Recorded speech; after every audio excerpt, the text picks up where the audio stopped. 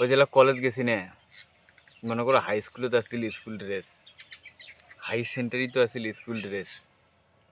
যখন কলেজ গেল তখন কিন্তু কলেজের মধ্যে কিন্তু স্কুল ড্রেস নাই। যার যেমন ভাল লাগে, যার যেমন জামা পোশাক আছে তাই পেন্ডি যাবার পরে। তো যে ফ্রেন্ড সার্কেলটা ছিল, যে বন্ধু বান্ধবগুলো ছিল, আমরা এক এক দিন এক একখান জামা কাপড় দিয়েছি, এক এক দিন এক এক স্টাইল করিয়েছি। তোমার জামা কাপড় স্টাইল পাইছিয়ে আমারটা আছে। তো যত চিংড়ি বেংড়ি আছে সব ওটি ইন্টারেস্টেড। আমার এবার স্থায়ী নেই, আমার এমন ভালো জামা ছিল না, পকেটে পয়সা ছিল না, লাইন গাড়ি চড়ি কলেজ গেছি। আমারে পিছে কই লড়কি নেই থে, কই নেই থে। তখন মনে হয়েছে যে আর আমারও বাপের যদি টাকা থাকিলে, উমার মতো আমারও বাপের যদি টাকা থাকিলে এখন গাড়ি কিনে দিলে, নতুন জামা পোশাক থাকিলে, পকেটত পয়সা থাকিলে, স্টাইল করে কলেজ আসলো, वाओ क्या जिंदगी होते। लेकिन भाई हमारा नहीं थे, हम नहीं कर पाए। ওই সময়টা এটা খুব কমই মেহসুস হয়েছে। এটা ভালো চেংড়ি যাই ভাল দেখা যায়, হ্যাঁ, টপ চেংড়ি বেংড়ি, ওর সাথে কথা কইতে ভয় লাগছে। কে উই আর আমার যে লাইফ স্টাইলটা আছে বহুত ডিফারেন্স, বহুত ডিফারেন্স। তো তখন ওই সময়ে একটা মনে মনে একটা কমেন্টমেন্ট করা হয়েছে যে ভাই হয়তো তোমরাও করছেন, অবশ্যই করছেন।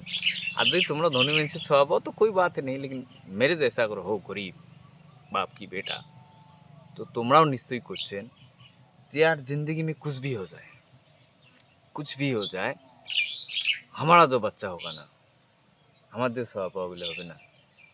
ও যেন এই কমিটি महसूस করবেন না পায়, उसको ये नहीं लगना चाहिए कि हम गरीब बाप की बेटा है।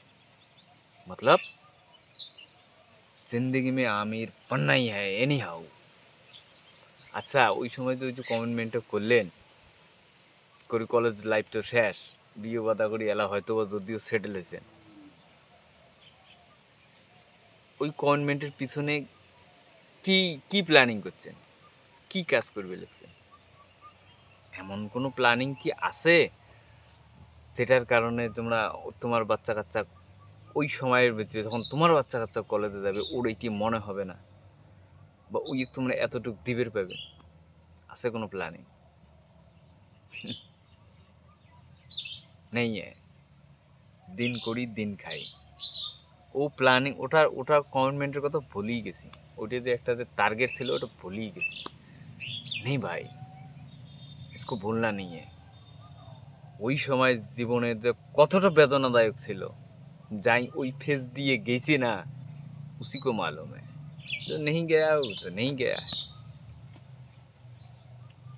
তো সেই সময় যখন তোমার বাচ্চা কাচ্চারা আসবে, তখন তোমার বাচ্চা কাচ্চা যেমন যেন তোমার মতো অবস্থা না হয়, তোমার মতো যেন লজ্জিত বোধ না করে, তার জন্য মোর একটা অ্যাডভাইস নাও, একটা কথা নাও ভাই।